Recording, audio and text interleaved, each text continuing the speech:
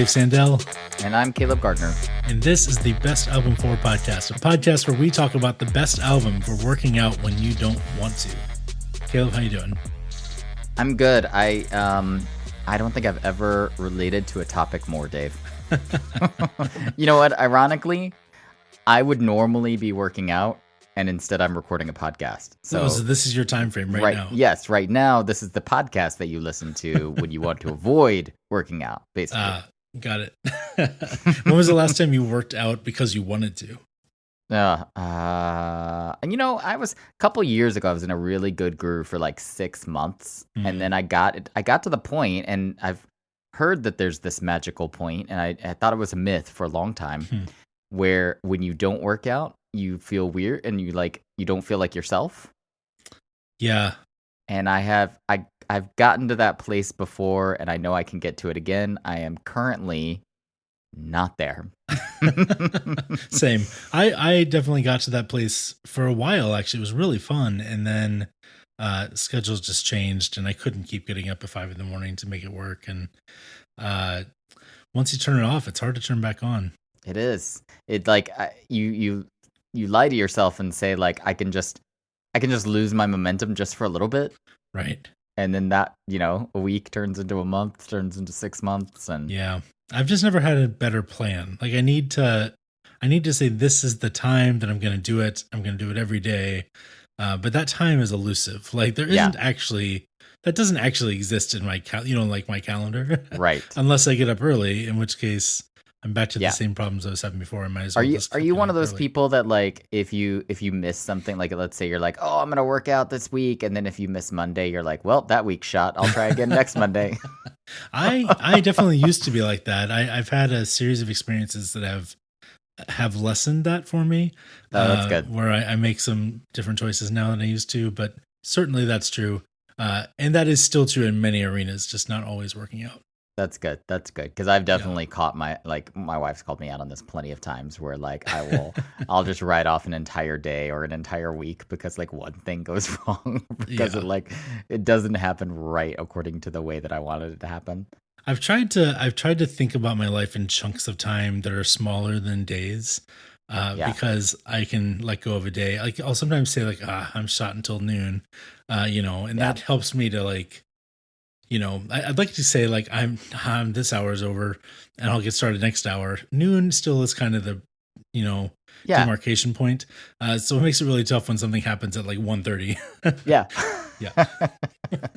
I mean, the more enlightened version of me thinks that way. Yeah. Where I can like make it into small chunks. I actually saw a great video and I forget who it was where this artist I think was talking about how she does that, where she's like, you don't write off an entire day or entire week, entire month in terms of things going bad. You do it by the hour, and every hour becomes a chance to start again. And I thought that was really beautiful and I don't know, impractical. Like I'm never gonna do that.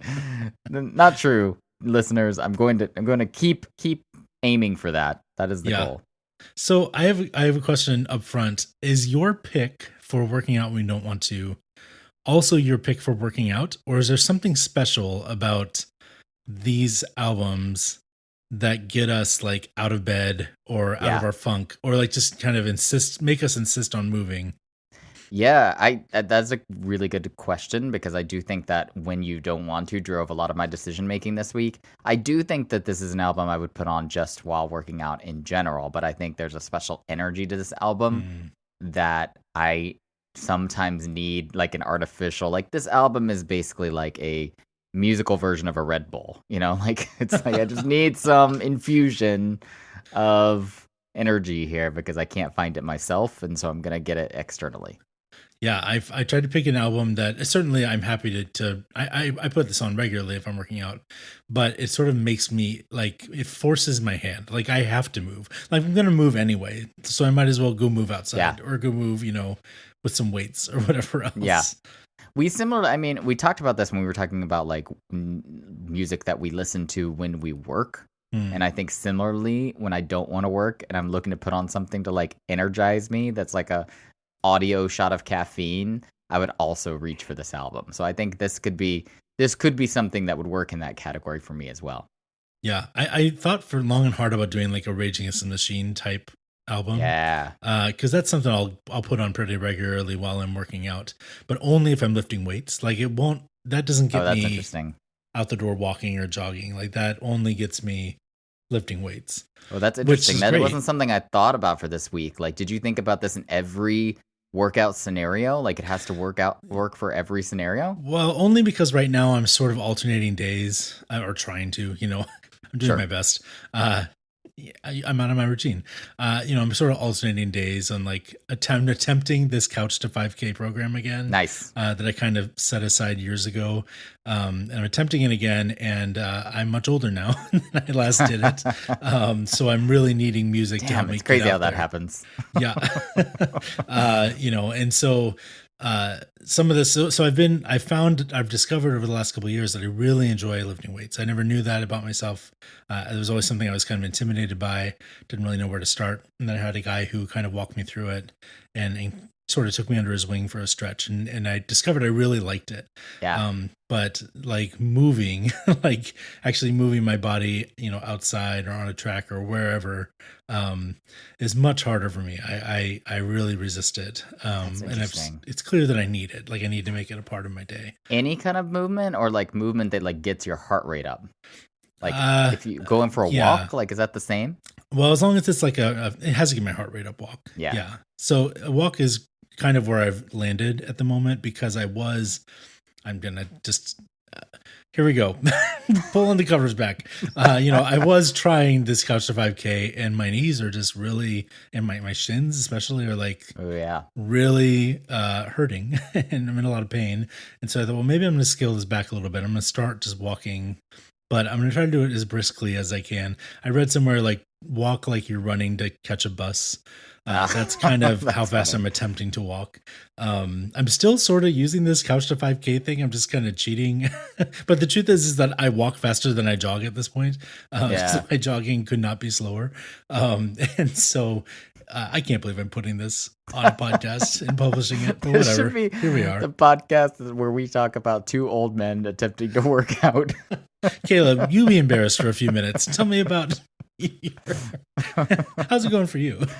I, oh man, I similarly like a few years ago discovered that I love lifting, and that wasn't something that I had like ever Hmm. thought was in the cards for me. And it's just so intimidating, like the whole systems around it and understanding where to start, how not to hurt Mhm. yourself, and all of that. Like it does take some mental effort to get over, but once you get there, it's really rewarding. Like you can see actual gains, you can see actual Mhm. progress. Like it's so easy to track. Like and Yeah. I find that as as someone who's generally an overachiever in my life, I find that to be helpful. And I also, when it comes to cardio, just have like no cardio endurance, and so like I also struggle with anything above a walk. Although I'm trying to get back into running as well and doing other things that get my heart rate up. I really like boxing. I've got a big heavy bag at my house that I Okay. do for workouts, which is super fun. Talk about just a stress reliever, like just going to punch something. I mean, the Sure. best album for just punching something is what this should be. That would also be an embarrassing album because I would reach for corn. It's the only part of my life where I would reach for corn. That's funny. So I was thinking about Rage, but then I realized like Rage makes me want to like push through a set, like it makes me want to like, Yeah, it gets me, good lifting music, but maybe not for other things. yeah, it doesn't necessarily like if I put Rage on at 5:45 in the morning to go take a walk, that doesn't necessarily get me out the door or like out of my bed. Yeah. Mostly just makes me annoyed that I'm awake. So I needed something a little more euphoric, like a little more like this has some positive, good vibes built into it. That's Than interesting. Rage So the was going to time of provide. day is really affecting your decision making here too. Well, it sort of just has to right now because Right. of the way that our life looks. Like I just don't have the capacity to do it other times of the day. For a while when I was just home with the kids, I was attempting to do things in the middle of the day while they were at school, but now I'm working again, and so it's harder to pull time out of the middle of the day than it used to Yeah. be. Yeah, I So hear I'm that. kind of stuck with like early mornings. I could also probably do late nights, but my kids have just been staying up later and later. My kids never go to bed. They like it's so Dude, frustrating. I hear you. Right now, my kids are staying, especially because it's the summer. They're staying up so late, and I'm just like, I end up going to bed before they do. It's not cool. You don't get your like evening adult time anymore. Maybe we should be choosing an album that's about repelling children so that we can work out whenever we want to, and then we could get more workouts in during the day. I think I need some special like help from other parents. Like, what albums do you go to that make your kids leave you alone for an hour? Yeah. Oh man, my kids have definitely had some like, what is this music moments when I'm listening to things, including when I was preparing for this podcast and put this album back on recently.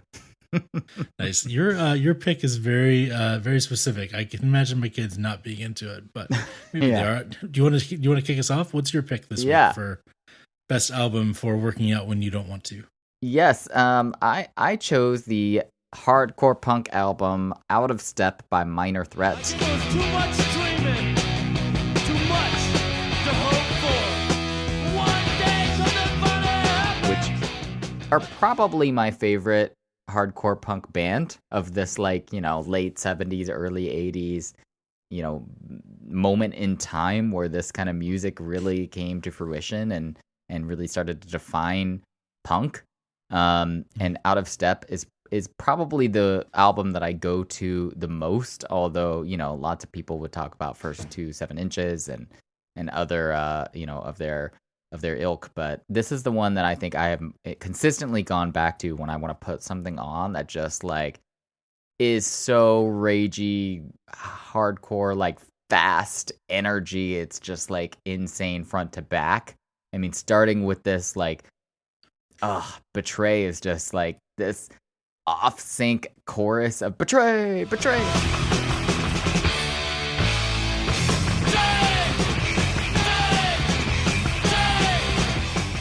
It just gets me, and it's just it's like so fun. And it's weird to me that I chose something that I often also put on for work and working out, but in both scenarios, I'm just looking for that juice of like external energy to like drive something forward. I think it's funny when you're talking about like what you would listen to lifting versus doing anything else, because I think it's the same for me. Like in both cases, I'm looking for some kind of like artificial confidence in like that's gonna get me going. And I think that almost any punk album for me would probably do that, with some notable exceptions. But Minor Threat's just, oh man, it's one of my favorites. What is it about Minor Threat that elevates them above all other? Because this is a pretty big pool. Yeah, I don't know. Because I've done Misfits. I've done I've tried them all really, and this one just hits all the right notes for me. This album, I think it's like I read something about this album that basically calls it the pinnacle of hardcore music, like the absolute quote. Here, there's a quote, that the absolute limit of what could be accomplished within this idiom, which basically means like this was 1983, so you got to think like Ian MacKaye is about to spin off into Fugazi, which is a whole other different kind of sound, like building on this, but very different, right?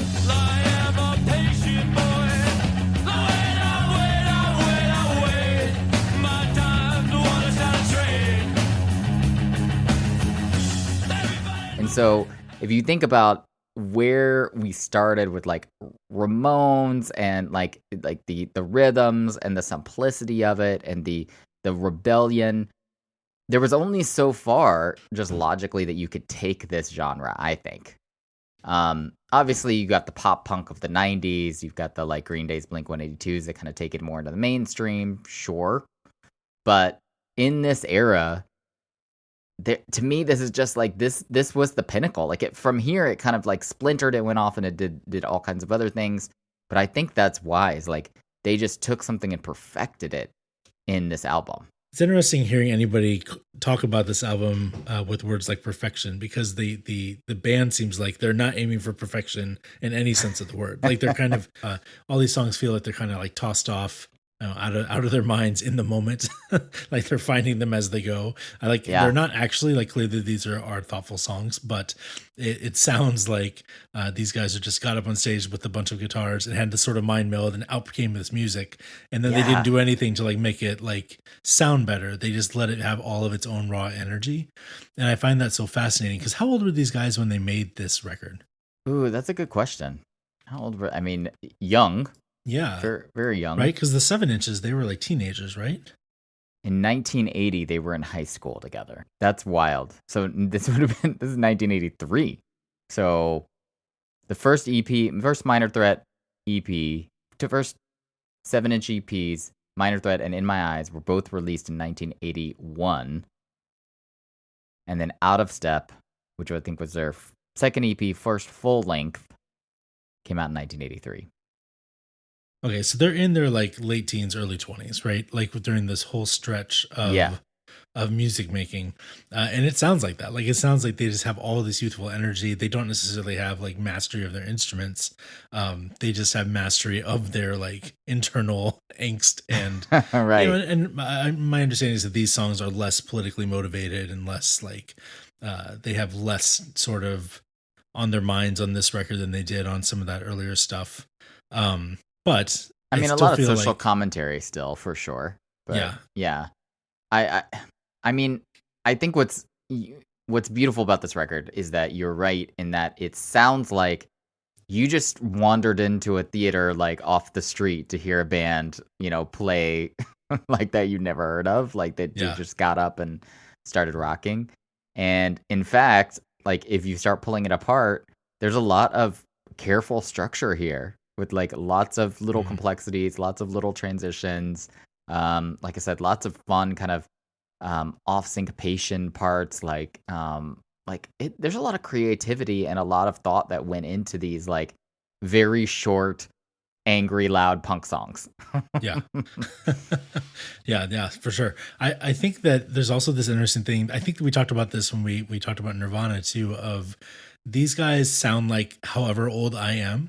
Like I understand that they were, 17, 18, 20, whatever, when they were making this music, but they sound like a bunch of 40-year-olds, like going crazy with their instruments, because I can't get my head around that I am no longer 18 when I listen to bands like this, because they sound like they sounded when I first heard them when I was a teenager, when I was a teenager, my energy for this was pure id, the same way as there's ones when they were creating it. And it's also like amazing to me how great this music is given their age. Like music is one of the only professions where it seems like the older you get, the less likely you are to create your masterpiece. And I've never totally understand that, because you have more mastery of your instruments. Certainly you can understand songwriting structure better, but there's something about being young that just lends itself, especially to punk music. For sure. Like I wonder if there's something there about like the older you get, the more you kind of pick up the dregs of like other people's expectations and society and career and kids. And like when you're young and idealistic, you just don't have any of that. And you can kind of just see the world for what it is before you know what I mean? Like even if it's a little naive, even if it's a little idealistic, you can still kind of rage against the machine before you kind of have to sign up to be a part of it, Yeah, absolutely. Yeah, that makes a lot of sense. Do you feel like one of the reasons this works for you is because it makes you feel young again? Like it makes you feel like I can run, I can lift, I'm spry. I definitely think that I pick up on some of their like emotion and anger in a way that like makes me want to push through a set. At the very least, I don't know if it necessarily makes me feel young again, but maybe in the same way that like wearing a Misfits shirt to a concert would. Sure. In a performative way, I guess. Except for you actually like the Misfits, unlike most people who have Misfits. Yes, that's true. Yes. I had never really heard of the Misfits before. I, for a long time, thought that they were like some cultish band that just made cool t-shirts. Yeah, I know. Isn't that later so found out funny? It was Danzig. I was like, oh, okay. Yeah. It's like the least well-known band with the most recognizable band like logo. That's right. Yeah, I couldn't have named a single song, but I could have drawn you their logo. Yep. That's hilarious.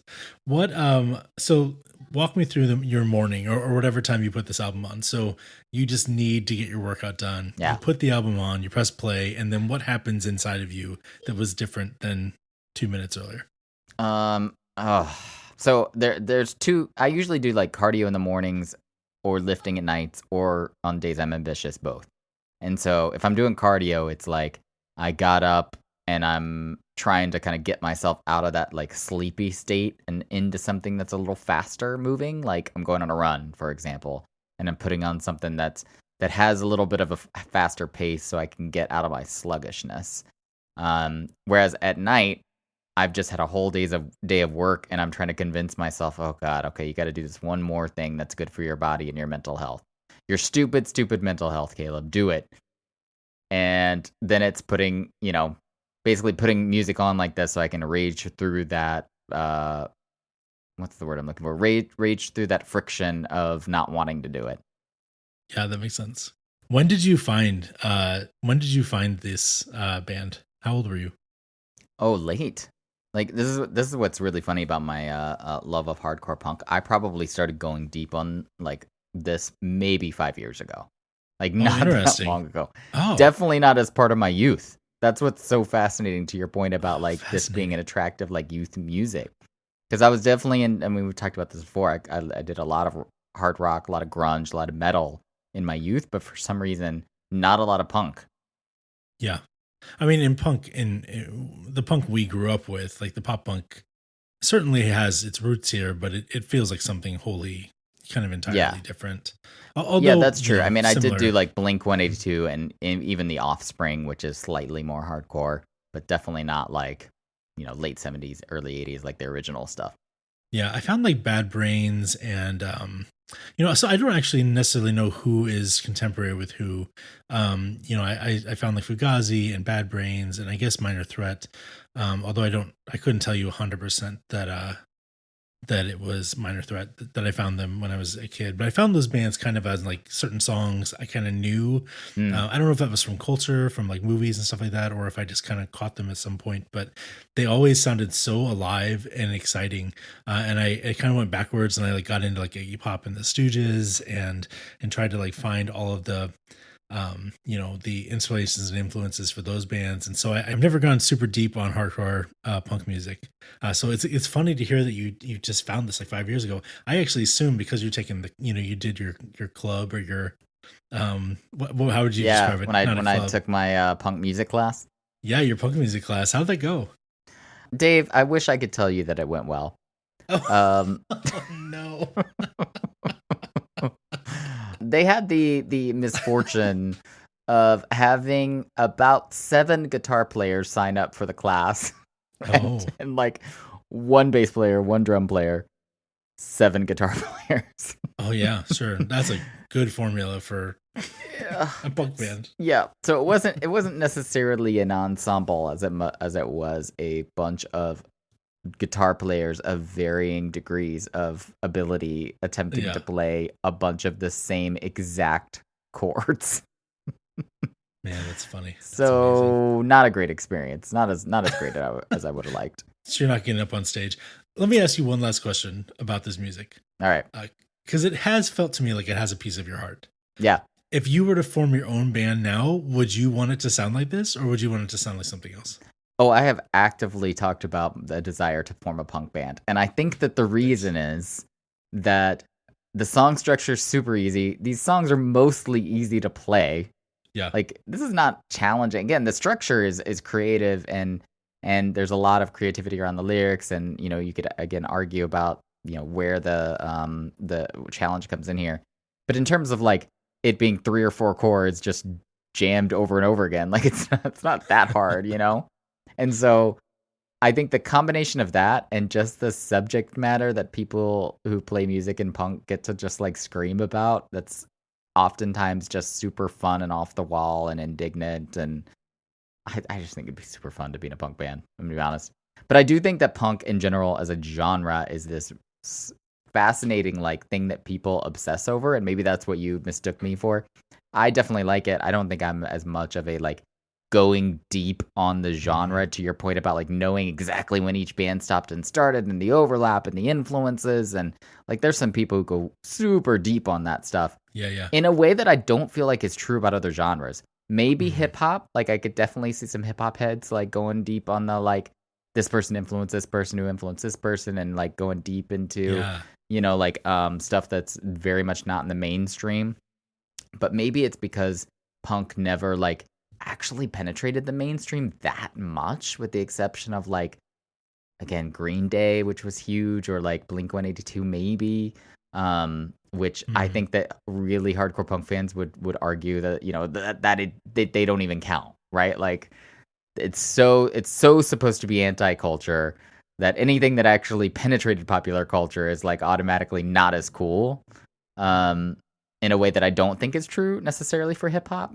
So it's like there's a subculture here that is very unique to this genre, I think. That's my thesis, at least. Got it. All right. I'm into it. I want to spend more time with Minor Threat, especially when I'm working out. I think it'll be fun. Have you ever read the book Sellout by Dan Ozzie? Oh, I think I've heard of that book, but I don't think I've read it. It might actually be fairly new. I'm not sure when it came out, but that's a great dive into like 90s like pop punk, and it actually gave me more respect for a lot of those artists and what they were aiming at.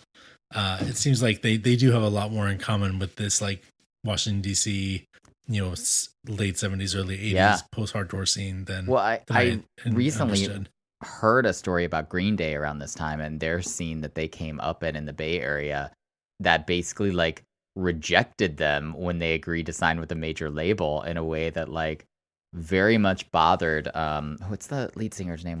Billy Joe Armstrong. Like just never got over it. And I always thought that was so tragic. Like the minute they sign with a major label and they get like a modicum of success, the whole scene rejects them. Yeah, that's kind of the you know thesis of this book, is kind of looking at why scenes rejected certain bands but not others, and it's really good. I'd give it a read if you have some time. Yeah, I would like that. All right, I'm going to switch over to my pick for this, and I just want to name up front that this is a very special episode because this album is very, very high on my all-time list. Like Ooh, okay. Like within the top 15, pushing top 10. So, and I think people don't understand why. Like, I actually think this album is forgotten to time and maybe even like looked at with like one eyebrow raised. And that is 1997's Dig Your Own Hole by the Chemical Brothers.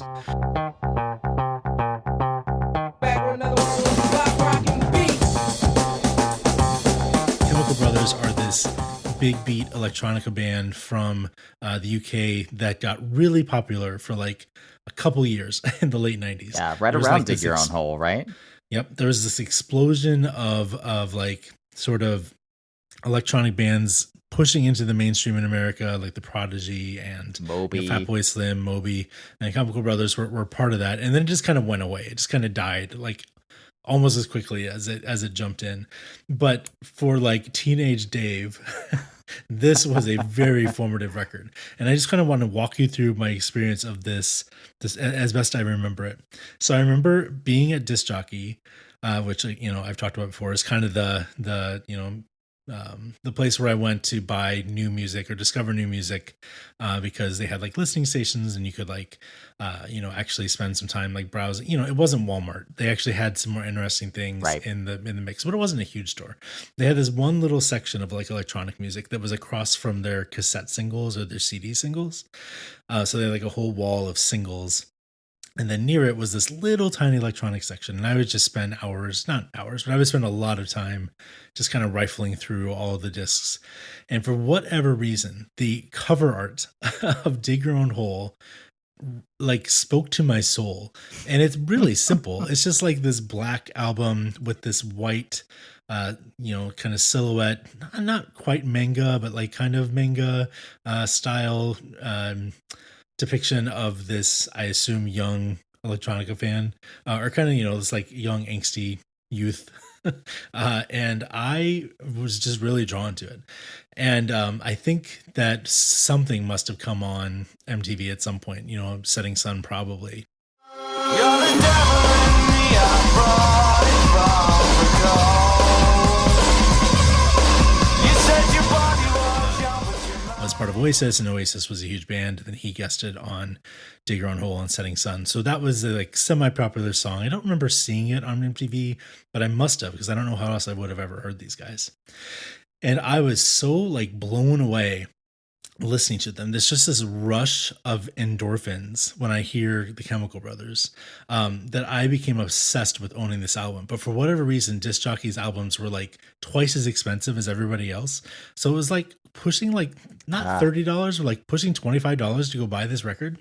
So I remember like having to save up for it for like multiple weeks. So like wait till my next paycheck from, the grocery store, but it didn't come out like at a time where I was working a lot. So it took a while to save up for this CD. And I would go to Disc Jockey, because we ended up at the mall a lot. I would go to Disc Jockey pretty regularly, and I would just make sure it was still there, because they had one copy, and I was so paranoid that somebody was going to buy it before I could afford it. And I know now that they could have just ordered it for me. I also know now that in like small town Iowa, nobody else was attempting to buy the Chemical Brothers Dig Your Own Hole. That's great. Like, there's a reason they only had one copy in stock. Like, it's not because they ordered 20 and they were sold 19. But I was really obsessed with buying this. And so when I finally was able to afford it, I put it in to my CD player. I was old enough to drive at this point, so driving home, and there's just this immediate adrenaline burst. There's sort of these 5 songs that kick off this album: Block Rockin' Beats, Dig Your Own Hole, Electrobank, Piku, and then Setting Sun. And it's just this like whoosh of adrenaline and endorphins that come with this. And I love big beat music. I'm really sad that it died out. It's got these, it kind of leans into this like super beefy break beat, like huge drum solo, huge drums, and then kind of these cascading rhythms of crescendos and drops, and it's just such cool music. They have these big synths that are like kind of pulling at your emotions. They have loops from soul and funk and jazz and rock, and they're kind of pulling from all the different genres that are so fun to dance to and so fun to kind of let your whole body move to. And these guys are just monsters of the form. And there were others too. I loved the Prodigy, I loved Fatboy Slim, I loved Propeller Heads, but the Chemical Brothers for me were like a number one on my list of artists that I just loved. And it kind of died out so fast, and it certainly like influenced dubstep and influenced things that came later, but just stuff that I'm not really into. But so I've been sort of chasing this sound for like 20 some years, like hoping somebody else will just take a crack at it. Actually, I really love the Chemical Brothers like later stuff, but they started going closer to like what Daft Punk or Underworld were doing, and away from what they were doing in the 90s. So these kind of, they have 2 records, Exit Planet Dust and Dig Your Own Hole, to have this sort of sound, and then there's just nothing. It's just nothing like it out there, and it's sort of been forgotten to time. And I think people don't necessarily have like positive will towards the Chemical Brothers or towards Dig Your Own Hole. I always expect that it'll be really high on like lists of 90s albums, and it's like either low or not there. I'm like, what are you thinking? This album's amazing. Do you like explain to me the chronology of like how you would put Chemical Brothers in with DJ Cozy or like some of the other like electronic music that you really love now? Yeah, that's a great question. I think that they don't quite share any obvious things, although they do share this sense of like just wanting to get you to a higher plane of endorphins. I don't know if there's a better word for it. I keep using that word, but that's the word that comes to mind. DJ Cozy is using like sort of whimsical ideas on top of these sort of moody beds of sound to create something that's like really bright and hopeful, even though the music as it begins is maybe a little bit darker or mysterious or never sad or mournful, but just maybe a little darker to begin with. The Chemical Brothers don't really do that. They're mostly just dealing in positive vibes, but it's not like positive vibes like like Jack Johnson. It's not positive vibes like like reggae music. It's positive vibes like we just want to go into a warehouse and have a great time. I would love to see the Chemical Brothers version of One Love, actually. Like that would be awesome. That'd be amazing. So I don't necessarily, I'm sure somebody uh, smarter than me would be able to connect the dots from Chemical Brothers to DJ Cozy a little bit better than I can. But at least chronologically, I went from Chemical Brothers into, I didn't begin electronica with Chemical Brothers. I began it with with Portishead and Massive Attack and Tricky, and a lot more of the trip hop and downtempo stuff that was coming out earlier in the 90s. And that was kind of my through line, because from there I found Aphex Twin, I found Atekra, and I found all these other bands that influence bands that I love now, Boards of Canada. None of those have anything to do with the Chemical Brothers. Like, the only thing that's similar is that they sample music and do it on their computers. Like, there's almost nothing else. DJ Shadow kind of has a little bit of Chemical Brothers going on, a little tiny bit. But yeah, for the most part, I think these guys are pretty singular.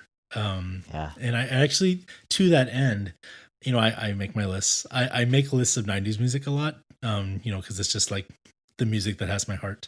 Surprises absolutely no one, Dave. And I find myself not including bands like Massive Attack, or especially bands like Aphex Twin, or artists like Aphex Twin. I don't think of those as 90s groups necessarily.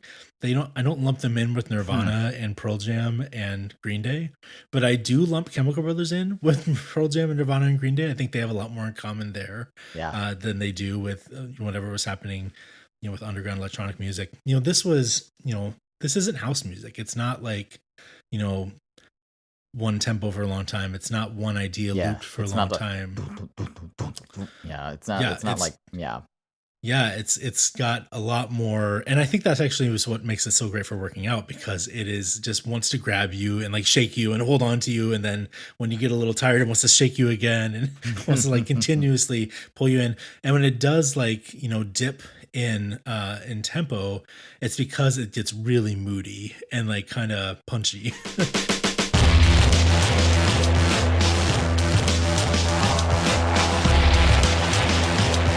Prodigy does this really well. They have this kind of like dark edge to them that has a lot in kind of this like funky, I wish I had a good analog real quick to pull, but just kind of like this darkly funky music that Chemical Brothers can slide into from time to time. And then they pull out of it and go right back to Euphoria. Yeah. Prodigy, the Fat of the Land Prodigy is probably the one where I went most deep into this genre in the 90s. I loved that album and listened to it a ton. And I can still hear that, like, I guess it would be a bass line. I don't even know. At the beginning of Breathe, where it's like, yeah, exactly. Yeah. That was two terrible impressions. But it's just like burned in my brain. But I would say the same is true of Block Rock and Beats, in terms of its like intro. Like I can like hear that and immediately go, oh my God, this song.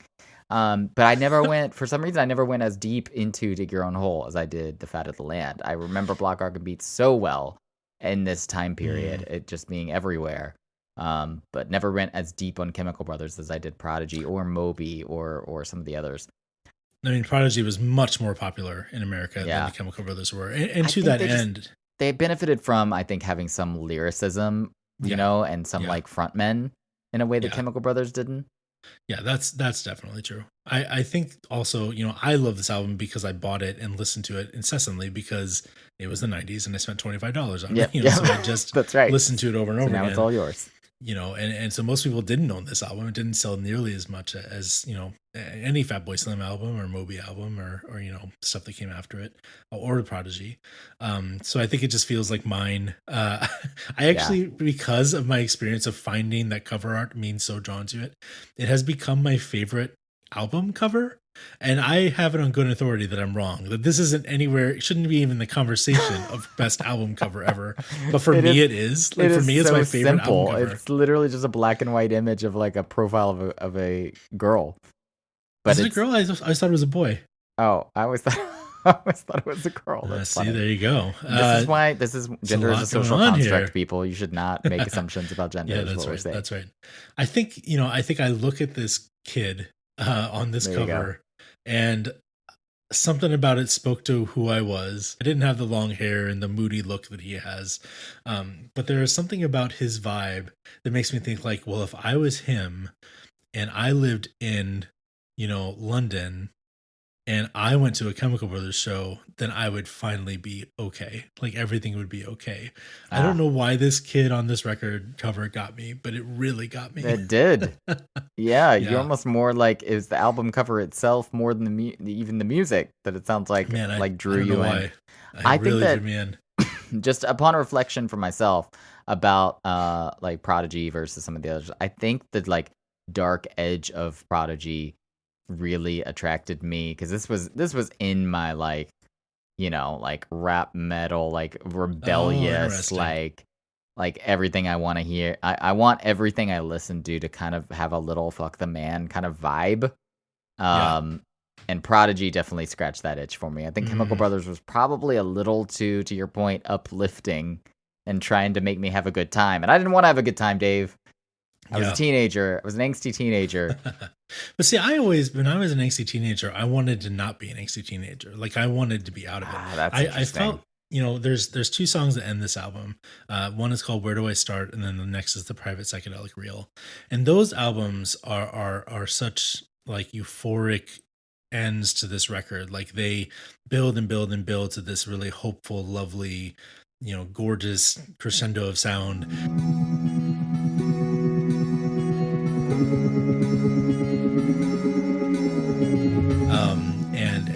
I'm assuming manipulate all the hairs on the back of my neck to stand up. I think they've just ordered them to. But there's something about like when I'm running, for example, when I'm jogging, and I hate it. Like I hate jogging so much. It hurts so much. When I finally get to like the end of the album and it's these two songs, like I'm like, okay, everything's okay. I'm going to be okay. I'm going to survive. Nice. And even as a kid, I had that same experience of listening to these songs of like, okay, everything's going to be okay. Listen to Where Do I Start? And everything will be okay. Nice. I like that a lot. Where it's like do you always get there? Like, are you working out enough to get to those songs? Like, what I do is if I kind of end with them no matter what. So like, that's cheating. Wherever I am in the album, well, my workouts aren't always an hour long, so sometimes they are. If I can get to them on their own, that's great. There's no track on here I would skip. Like, there's no track in here I would skip to get to them, and not be bummed that I didn't hear that track. You know what I mean? But I have to end my like running on those songs. Do you know what I'm saying? Like the stuff that I'm skipping is not worthy of being skipped. Like those are great songs. Like this is a great album front to back. And I just go ahead and skip to those last two songs if my workout is coming to a close. Yes, because it's a great place to end. Because those are the closers. That's right. They're the euphoric. I get that. Yeah. I get that. Absolutely.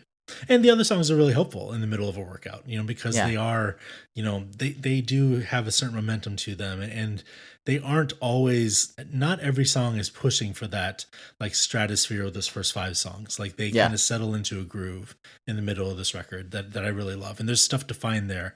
Like there's a lot of stuff buried in the mix that I'm still discovering even 20 years later. Yeah. Yeah. Out of Step has no closers. It's pretty much the same energy the whole time, and I found myself just like putting this on repeat and not even like basically not even realizing it's like repeating until it's like done it 3 or 4 times. Yeah, nice. Yeah. So out of Step, is that in your canon? I think it is. Yeah, I think it's one of my favorite punk albums, and I would definitely put it in my canon. I think it's worth it. Mine obviously Dig Your Own Hole is has a special place in my canon. Though. Is the album artwork in your canon, or is the whole album in your canon? When you walk into the Hall of Fame, the Dave Hall of Fame, there is a banner hanging from the rafters of this album cover. Yeah, I really like this visual image. It's like your mind palace, but it's only music. That's right. Absolutely. So what else were you thinking about? What are your honorable mentions this week? I was going with, one, I would just say that like a lot of punk music around this time is interchangeable for me. I could have went for Misfits. I could have even went for like Ramones or something just like upbeat. So there was a lot of just like honorable mentions around, I think, just that pace of music, something that's more energetic. I also sometimes, especially if I'm boxing, go for like my Deftones or metal or something that's just like a little bit ragier and something that makes you want to punch something. I think that's super fun. I've got a playlist of hip hop music I will listen to when I'm running too, which is fun. That's just kind of like I don't know, just like what's a better word than arrogant? There's like a genre of hip hop that's just like all in on the Like all confidence. confidence, bravado, yeah. Exactly. I just like got a playlist of basically all of that. That's like what I want to feel when I'm working out. That's like giving me that. Absolutely. So there's a lot of hip hop that would go into this. Run the Jewels, I would definitely reach for occasionally for this. So there's a lot of just like hip hop bravado that I think works really well when you're working out. What else were you thinking? Yeah, so certainly the Prodigy is on my short list. Rage Against the Machine, like I talked about earlier, Deftones. John Hopkins has an album called Immunity that I've probably talked about on the show before. That one just has a few too many slow, like quiet songs that don't work for working out, but the highs of that record are very, very high. And then, similarly, Jay-Z, like the Blueprint or the Black Album. Getting that bravado in. Definitely reach for that for a good run. Yeah. So what are you listening to this week, Caleb? You know what? This week I have rediscovered an LP by Discovery. Do you remember this very short-lived side project called Discovery? Side project of who? Side project of, well, I will tell you. It's a side project of Vampire Weekend's Rostam and Rah Rah Riot's frontman Wes Miles. They recorded as a duo and launched this in 2006. If I've heard this, I don't remember it. Yeah, I'm sure you don't. I think they only released this one album, and it's basically them doing this like electronic side project. To both of their normal like Vampire Weekend and Rah Rah Riot, two also very successful bands that I think were actually pre like their real success, which I think that's what makes this so interesting to me, is like they basically did the side project before finding a lot of mainstream success with their normal projects. Like Vampire Weekend, of course, went on to be huge, right? Right. And this was released, I think, a few years after the Postal Service. This is my thesis, is that they've watched the Postal Service do this little electronic side project and said, we can do that. And so they released their version of it, which is a band called Discovery and an album called LP. Very creative. But it's actually really fun. It's lighthearted. It's not asking a lot. I think because it was a side project, it's basically like it's almost like electronic R&B, which is is really wild and fun.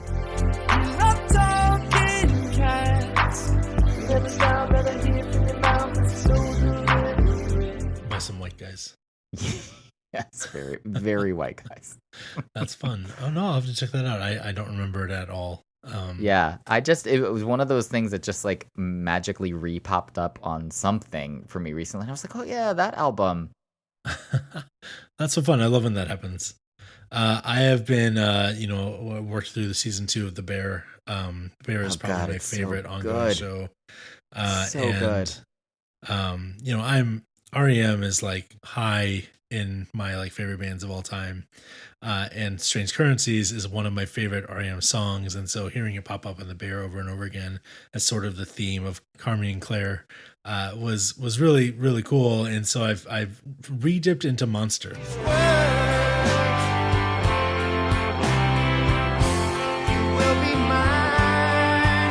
That I didn't write Monster off the way everybody else did. I actually really like Monster.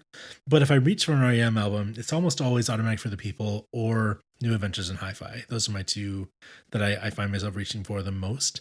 So I've been spending some time listening to Monster, and there's just a bunch of great songs on that record. And I would recommend anybody who hasn't listened to it in a while, when it first came out, it was kind of knocked for like aiming for sort of mainstream rock, like alternative rock success. And I don't think that's fair. I think that there's some really interesting things going on throughout the whole record. So I've been revisiting that. Okay, well, if we're going to talk about music in The Bear, we have to talk about Taylor Swift being Richie's theme, which is used so well throughout the series as both like something he shares with his daughter and something that ends up being his theme.